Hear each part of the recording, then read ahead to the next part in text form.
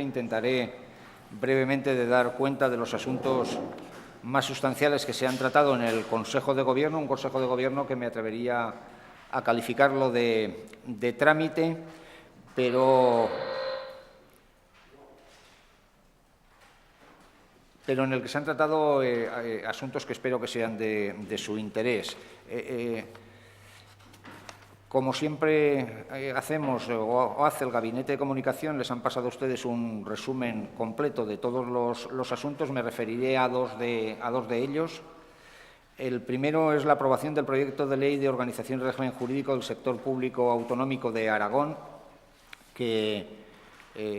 va unido también a otro proyecto de ley de modificación de la ley del presidente y del Gobierno de Aragón. Se trata fundamentalmente de una adaptación a la legislación estatal, en concreto a la Ley de Procedimiento Administrativo y del régimen jurídico del sector público. En la ley del presidente y del Gobierno de Aragón se trata fundamentalmente de aumentar la calidad de los procedimientos legislativos que salen del propio Consejo de Gobierno y en lo que respecta al proyecto de ley de organización y régimen jurídico del sector público autonómico de Aragón, una ley de carácter técnico que tiene su trascendencia y que tiene su importancia a la hora de las relaciones que tienen que mantener la ciudadanía con la propia administración pública. Saben ustedes que todos los proyectos legislativos que está haciendo el Gobierno está insistiendo en la administración electrónica, está insistiendo también en una mayor participación ciudadana y transparencia pública. Bueno, pues de esto fundamentalmente tratan estos proyectos de ley. Proyectos de ley que ya fueron en su día tomados en consideración en el Consejo de Gobierno, que hoy se procede a su aprobación definitiva y que a partir de ahora ya pasarán a ser tramitados en las Cortes de Aragón.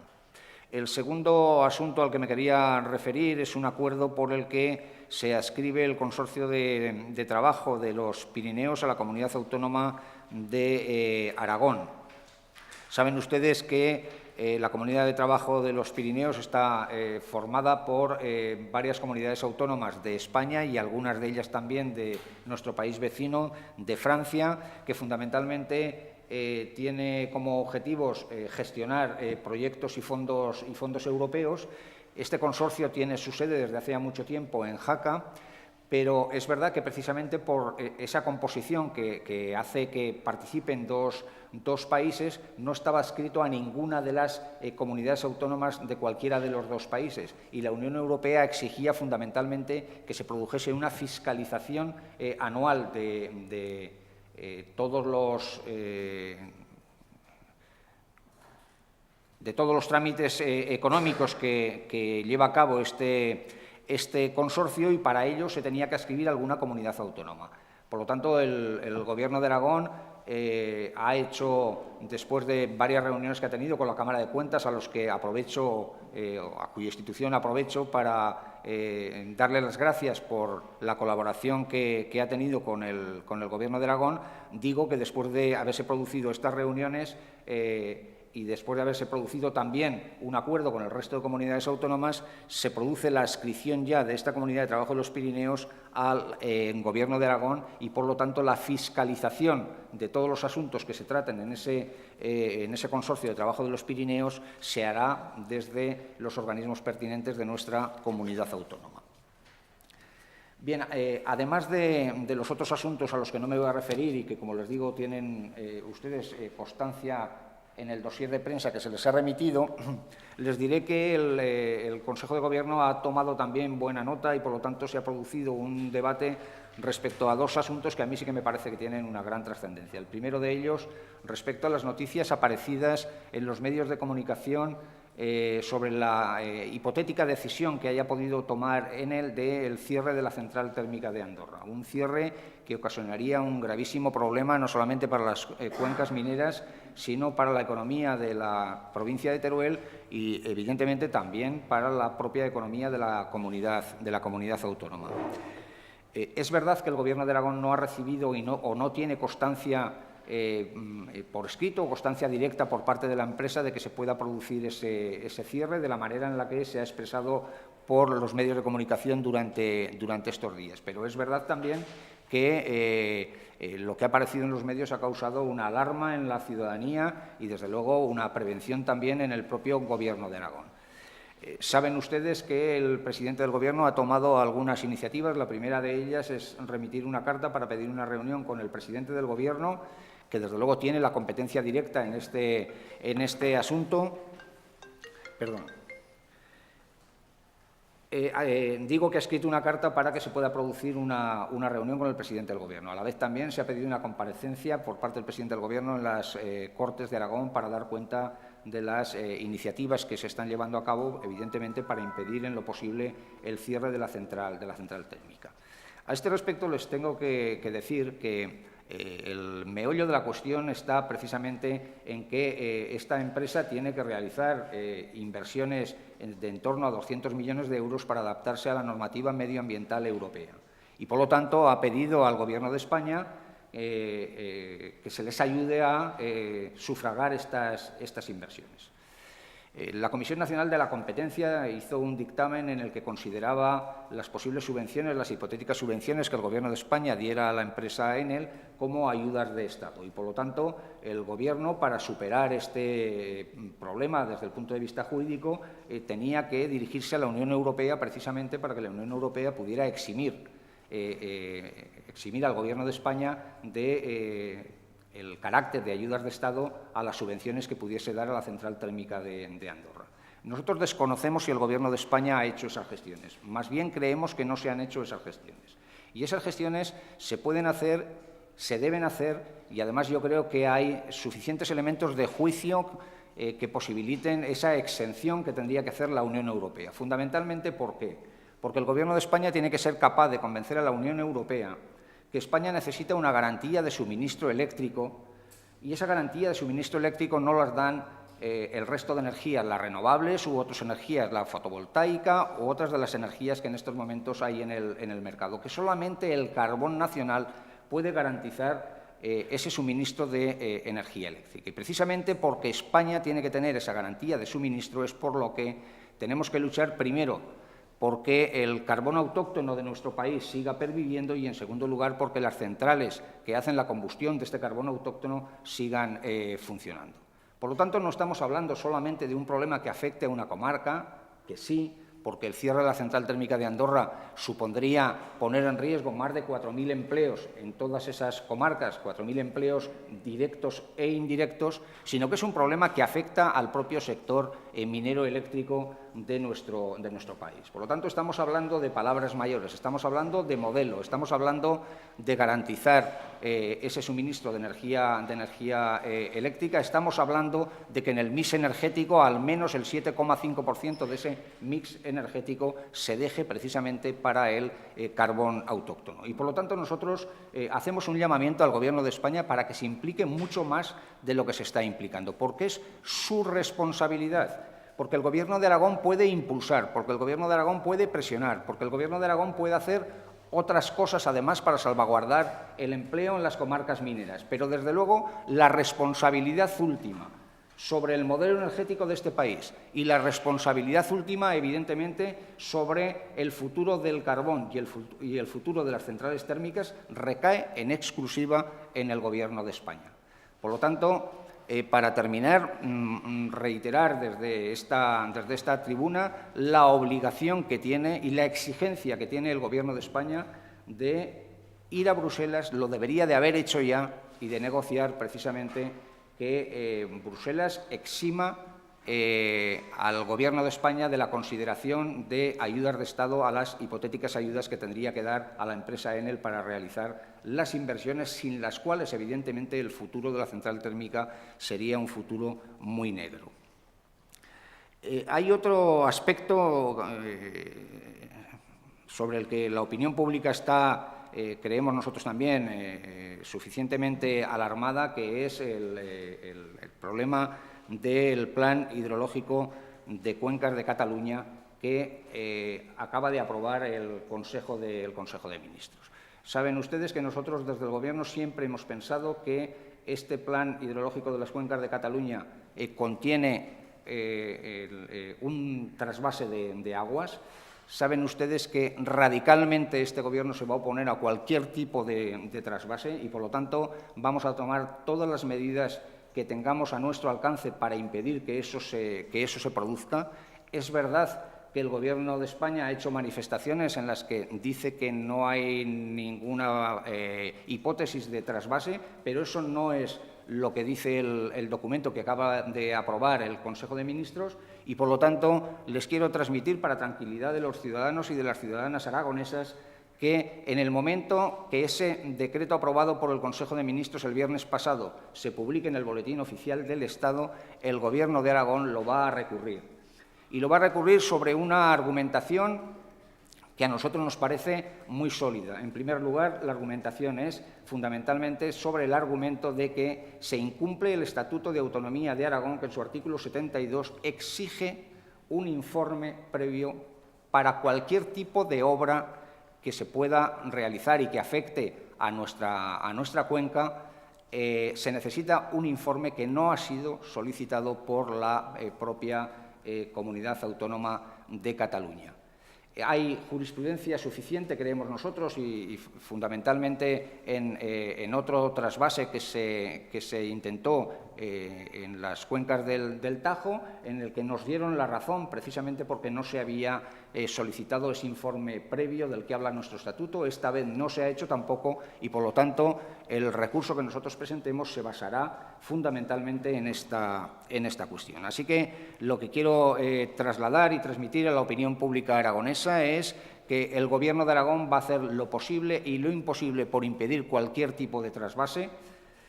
Lo ha hecho hasta ahora, lo va a seguir haciendo y, por lo tanto, nuestras armas están en este momento y, en principio, en lo que es la justicia y en los recursos que nosotros tenemos capacidad para interponer. Así que me parece que estas dos cuestiones, que además han suscitado un amplio debate en el Consejo de Gobierno, se las quería trasladar y yo con esto termino y me pongo a disposición de todos ustedes.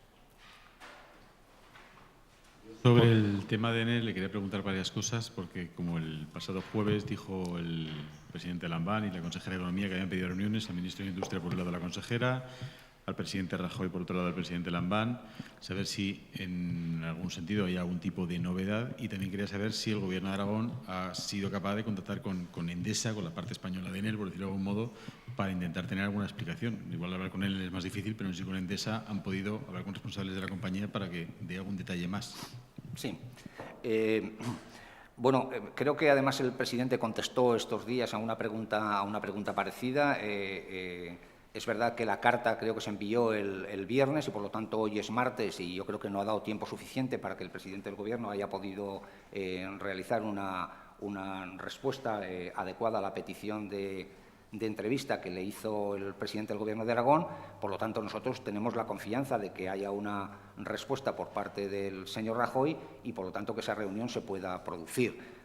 De igual manera, y creo que no lo he dicho antes, pero efectivamente la consejera de Economía también ha pedido una reunión con el secretario de Estado y les puedo decir lo mismo. Está a la espera de que el secretario de Estado pueda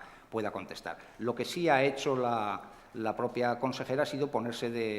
en contacto con Endesa España, y es verdad que lo que nos transmiten es, en principio, que no hay nada decidido. A Endesa España le ha sorprendido precisamente las noticias que se publicaron y, por lo tanto, lo que está intentando Endesa España es ponerse en contacto con Enel para saber realmente si lo que se ha trasladado a los medios de comunicación responde a la realidad o simplemente es la opinión del representante de un grupo ecologista que parece ser que, según yo he leído, estuvo presente en ese Consejo de Administración de Enel. Bueno, Endesa España no lo desmiente. Endesa España lo que dice es que no tiene ninguna comunicación por parte de Enel y que, por lo tanto, lo que tiene que hacer es ponerse en contacto con Enel para que les aclaren si realmente las declaraciones que hizo esa representante del grupo ecologista son ciertas, responden a la realidad o no.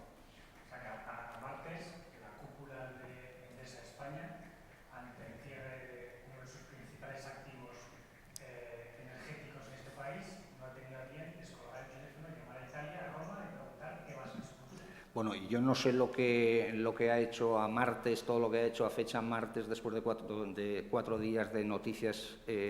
A este respecto, lo que le puedo decir es que la consejera me transmite que se ha puesto en contacto con ellos, que se puso inmediatamente en contacto con ellos y que el día que apareció la noticia ellos no tenían constancia de que... Sí, creo que era el viernes. En fin, me pone ahora, creo que era... pero el mismo día que surgió la noticia, la consejera se puso inmediatamente en contacto con Endesa. En Endesa no tenían constancia de que se hubiera producido lo que las declaraciones de esta representante del grupo ecologista había trasladado a los medios de comunicación. ¿Tiene noticias nuevas sobre Endesa? ¿No ha vuelto a hablar? No me ha trasladado que haya noticias nuevas de Endesa. Yo le quería preguntar por el tema del plan de cuencas internas de Cataluña. Si, como ustedes dicen, es tan evidente que se trataría de un trasvase encubierto, ¿por qué creen que el Gobierno autoriza ese plan de cuencas internas mediante un decreto? ¿Obedece algún tipo de razón política? Bueno, eso me gustaría podérselo contestar, pero me tengo que poner yo en el pensamiento del propio Gobierno de España. Lo que es cierto es que nosotros no interpretamos, nosotros leemos lo que dice ese plan de cuencas y de lo que leemos que dice ese plan de cuencas, nosotros creemos que hay un riesgo cierto de que se pueda producir un trasvase. Y además, como se incumple con el Estatuto de Autonomía de Aragón, porque para que se produzca cualquier tipo de obras que afecte a nuestra cuenca tiene que haber un informe preceptivo, nosotros lo que decimos es que lo vamos a recurrir en el momento que esté publicado en el Boletín Oficial del Estado y que la argumentación para poderlo recurrir es precisamente la vulneración del Estatuto de Autonomía de Aragón. Le quería preguntar también por los presupuestos. Mañana finalmente se van a aprobar en las Cortes de Aragón. Supongo que estará al tanto de la rueda de prensa que ofreció Pablo Echenique, en la que lanzó una advertencia diciendo que sería la última vez si se producían los incumplimientos que aseguran que se han estado dando el año pasado. Bueno, saben ustedes que a nosotros nos hubiese gustado que los presupuestos se hubieran aprobado en tiempo y forma. Eso no ha sido posible. Las relaciones entre los grupos políticos en una Cámara tan dispersa como la que tenemos en estos momentos en las Cortes de Aragón, pues son negociaciones siempre difíciles. Pero nosotros le dimos la garantía fundamentalmente al Grupo de Podemos, pero también evidentemente a Izquierda Unida, que creemos que puede aprobar también los presupuestos, de que estos presupuestos se van a cumplir sin ninguna duda en el ámbito en el que la temporalidad nos lo pueda permitir. Pero el Gobierno de Aragón es plenamente consciente de que para nosotros es sagrado el compromiso de cumplimiento de los presupuestos que se acaban de aprobar. Por lo tanto, yo creo que el Grupo de Podemos tiene que tener tranquilidad, el Gobierno va a cumplir y, bueno, al finalizar el ejercicio podemos seguir hablando de esto. Sin ninguna duda, eso es lo que le puedo decir. Para nosotros, cumplir nuestros compromisos, cumplir con la palabra que hemos dado, es un elemento fundamental de la actividad política y mucho más en estos momentos tan convulsos que estamos viviendo en nuestra propia sociedad.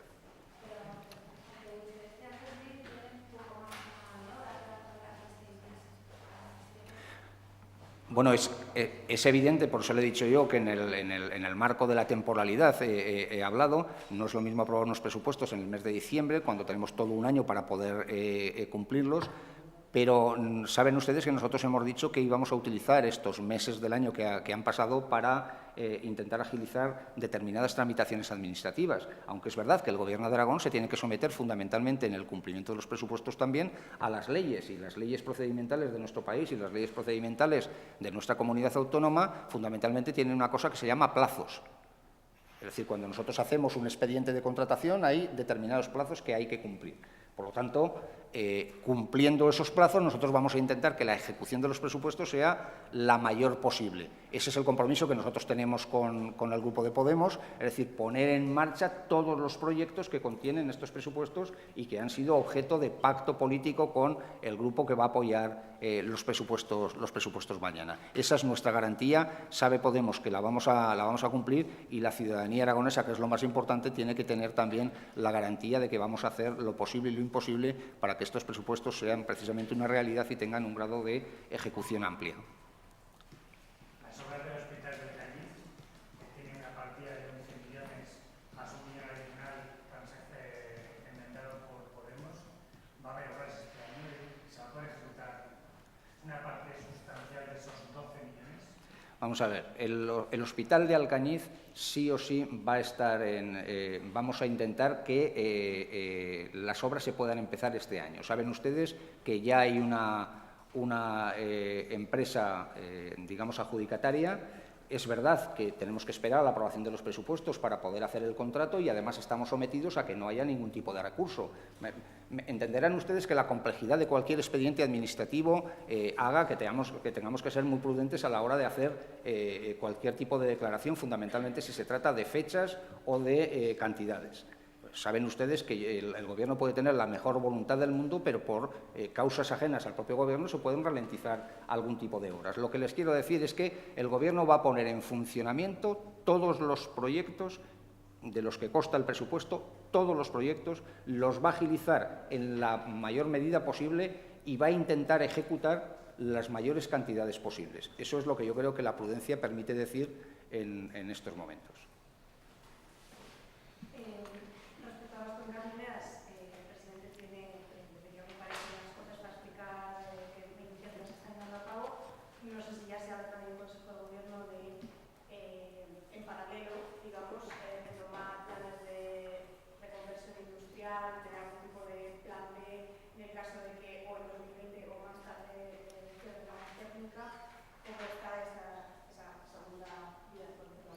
Bueno, una segunda vía que es importantísima y que tiene usted mucha razón en la pregunta que acaba de hacer. El Gobierno no solamente se tiene que limitar a intentar que la central térmica de Andorra no se cierre, creo que es el elemento fundamental en estos momentos, de tal manera que es fundamental también que el Gobierno de España pueda garantizarnos la pervivencia del carbón autóctono en el marco de ese mix energético del que yo les he estado hablando. Pero a la vez, efectivamente, y en previsión de un hipotético cierre en el año 2020, el Gobierno de Aragón tiene que estar de manera coordinada con el Gobierno de España trabajando en lo que tienen que ser nuevos planes de empleo para intentar que el empleo que se pudiera perder pueda ser recuperado a través de otras actividades económicas. Saben ustedes que ha habido reuniones en estos momentos con todos y cada uno de los municipios que pudieran estar afectados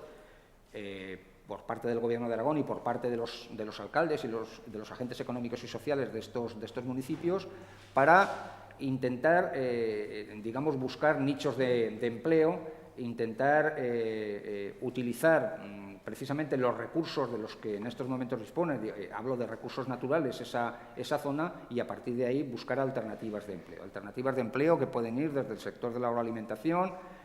alternativas de empleo que pueden venir a través de la extensión de la propia ley de la dependencia, alternativas de empleo que pueden venir por la vía también del turismo, o alternativas de empleo que pueden venir también por parte de otras energías, como son las energías renovables, que también pudieran ser susceptibles de inversiones. Por lo tanto,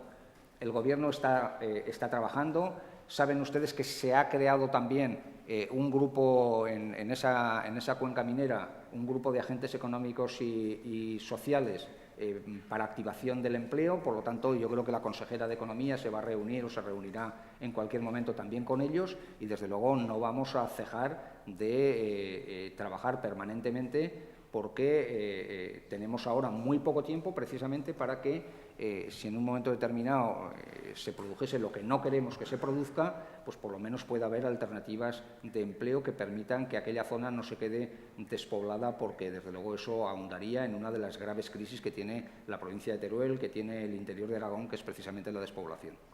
¿Se atisba a un plazo corto de tiempo que alguna de estas alternativas puedan fructificar realmente? Bueno, fundamentalmente yo lo que quiero decir es que tenemos que tener diagnosticados precisamente lo que son los nichos de empleo, y a mí me parece que es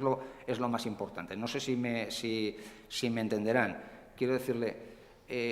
si tenemos que dirigir una reindustrialización de las cuencas mineras por el vector de la agroalimentación,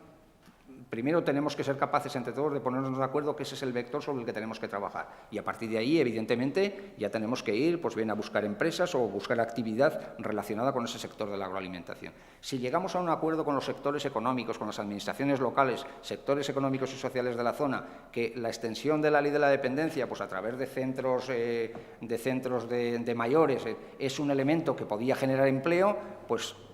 una vez lo tengamos detectado, tendremos que ponernos a trabajar en ese vector. Si de verdad creemos que las energías alternativas son una posibilidad también para generar empleo, energías alternativas unidas precisamente a ciclos de formación profesional que permitan que determinados niños o jóvenes de esa zona puedan formarse precisamente en el mantenimiento de estas energías de estas energías alternativas para que no tengan que ir a buscar trabajo fuera, pues tenemos que empezar a trabajar también en ese sector. Por lo tanto, para mí me parece que es fundamental ese diagnóstico, eso hay que hacerlo y hay que hacerlo pronto, pero creo que es clave porque no podemos vivir de las ocurrencias, sino que tenemos que llegar a grandes consensos y a grandes acuerdos, fundamentalmente con la propia gente que vive en ese territorio. Entiendo por lo que ha dicho usted antes que la última comunicación que ha habido con Endesa es el viernes, ¿no? Ya no va a haber otra comunicación. No, en principio, al menos no me ha transmitido a mí nada la consejera. En cualquier caso, como les digo siempre, para mayor garantía o para mayor seguridad, pues yo creo que podemos o pueden ustedes hablar con la propia consejería para ver si tiene otras noticias, pero desde luego a mí lo que no me ha trasladado otra cosa que no sea la que yo les acabo de comentar. Se han dicho de empleo cuando quieren tener claro la radiografía de qué se puede saber. Pues yo creo que tendría que ser con cierta rapidez. Ya les digo que lo que se ha producido ha sido primero un contacto con todos los ayuntamientos. Yo creo que del contacto con esos ayuntamientos la propia consejería puede tener ya, digamos, diseñado o al menos dibujados cuáles pueden ser las líneas de trabajo sobre las que tenemos que actuar, y a partir de ahí tenemos que ponernos a trabajar. Quiero decirles que la provincia de Teruel en concreto tiene también instrumentos que son muy importantes económicos, como es el Fondo de Inversiones de Teruel, que nos posibilitarían también poder ayudar a que se puedan realizar determinadas inversiones. Pero primero tenemos que saber, reitero, sobre qué vectores queremos trabajar para que después podamos poner el dinero y podamos poner las inversiones. Y no saben sobre los que yo trabajo con datos, no saben cuándo van a tener esos nichos de mercado clarificados para poder intentar atraer empresas o lo que sea. Bueno, fíjese que a mí no me gusta improvisar, pero yo ya les he dicho 3 o 4 líneas sobre en las que podemos trabajar. Es decir, que creo que estas líneas que yo les he hablado, pues tanto de energías renovables como el sector de la agroalimentación, como el sector de la dependencia. Fíjese, no les he comentado otro asunto que me parece que tendríamos que retomar. Saben ustedes que la caída de la construcción produjo fundamentalmente que algunas de las empresas que se habían ubicado en las cuencas mineras,